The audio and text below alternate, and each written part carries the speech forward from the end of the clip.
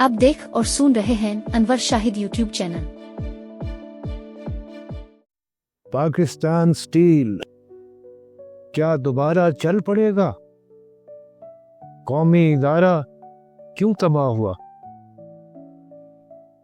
Pakistan steel को तवारकी के हवाले करने के तमाम मराहिल ज़ाब्ते और कानून के मुताबिक तय होते चले गए थे और इस सिलसिले में सिर्फ तहरीरी हुक्म जारी करना बाकी रह गया था।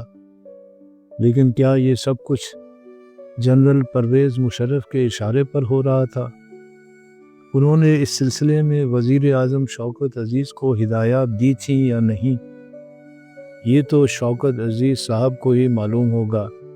लेकिन ये बात बहुत सौ को मालूम है कि पाकिस्तान स्टील की प्राइवेटाइजेशन के मामले में शौकत अज़ीज़ साहब पेश रहे थे, जिसकी वजह से यह अफवाहें फैली थीं कि तबारकी स्टील से कोई लेन देन हुआ है जिसमें उनका भी हिस्सा है। ये अफवाहें जब खुद उन तक पहुंची तो वो सख्त हैरान और परेशान हुए थे। उनकी ये परेशानी मेरे इल्म में उस वक्त आई जब उनके मीडिया एडवाइज़र खलील मलिक का मेरे पास फ़ोन आया। यार, ये स्टील मिल में क्या हो रहा है? वो बोले, शौकत अज़ीज़ साहब का न लेना एक न देना दो। उन पर इल्ज़ाम लग रहा है कि स्टील मिल की निजकारी में उनका भी हिस्सा है। खलील मलिक अखबार में मेरे रफ़ीक़े कार रह चुके थे और उनसे बेतकल्लुफ़ी की हद तक मेरे दोस्ताना ताल्लुकात थे। वो जानते थे कि मेरे काम की नौइयत ऐसी थी जो मुझे ऊपर से लेकर नीचे तक ज़राए मालूमात तक रसाई देती थी और ताज़ा तरीन हालात से बाखबर रखती थी। उन दिनों क्योंकि मैं भी पाकिस्तान स्टील से रज़ाकाराना रिटायरमेंट लेकर साबिक general manager PR Pakistan steel Sajid Hussain की टीम के रुकन की हैसियत से तवारकी स्टील से बतौर मीडिया एडवाइज़र वाबस्ता था, इसलिए मेरी तरफ दोनों इदारों से मालूमात का बहाव था। चुनाचे खलील मलिक का मुझसे राब्ता कुदरती बात थी। मैंने उसे हालात और वाक़यात से आगाह करते हुए बताया कि पाकिस्तान स्टील को प्राइवेट सेक्टर में दिए जाने की खबरों पर मुलाजमीन और उनके नुमाइंदा CBA में तशवीश कुदरती बात है। चुनाचे वो उसे रुकवाने के लिए हाथ पांव मार रहे हैं। उधर तबारकी स्टील वाले ये समझते हैं कि वो पहले ही पाकिस्तान में अरबों रुपए की सरमायाकारी कर चुके हैं और अब पाकिस्तान स्टील में भी अरबों रुपए लगाकर मुल्क को मज़ीद फ़ायदा पहुंचाएंगे। और चूँकि सदर पाकिस्तान भी इस मामले में उनके शुक्रगुजार हैं, इसलिए उन्हें कोई फिक्र करने की ज़रूरत नहीं।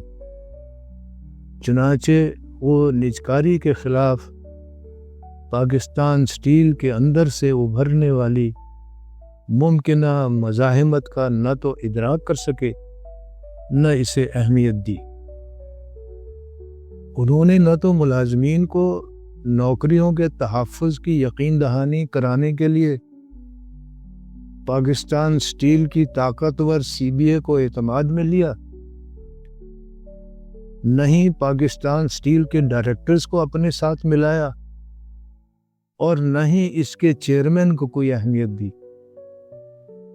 चुनाचे अंदर ही अंदर खिचड़ी पकती रही, जो अफवाहों की शक्ल में फैल रही है और फैलाई भी जा रही। मैंने जब उसे पाकिस्तान स्टील के नफ़ा नुकसान के बारे में भी एदाद व शुमार के लिहाज से हकीकी सूरत हाल से आगाह किया तो उसने मेरे ब्रीफ को एक मज़मून की शक्ल देने की फरमाइश कर दी, जो मुझे पूरी करनी पड़ी। उसे ये मज़मून क्यों दरकार था, इसका इल्म मुझे उस वक्त हुआ जब उसने मेरा शुक्रिया अदा करने के लिए फ़ोन किया और बताया कि मेरे मज़मून की नक़ूल قومی اسمبلی کے تمام ارکان میں تقسیم ہوئی تو حقائق سے آگاہی پر شوکت عزیز صاحب کی جان چھوٹی۔ اس دوران پاکستان اسٹیل کی CBA نے، جس کے سربراہ شمشاد قریشی تھے، نجکاری رکوانے کے لیے وطن پارٹی کے نام کی سیاسی جماعت کے ساتھ مل کر سندھ ہائی کورٹ میں مقدمہ دائر کر دیا تھا، جو ابھی شروع ہی ہوا تھا کہ چیف جسٹس افتخار چودھری نے، جن کی نظر میں ماتحت عدالتیں کوئی اہمیت نہیں رکھتی تھیں اور جنہیں سو موٹو کا جنون کی حد تک شوق تھا، مقدمہ اپنے ہاتھ میں لے لیا۔ لیکن یہ بھی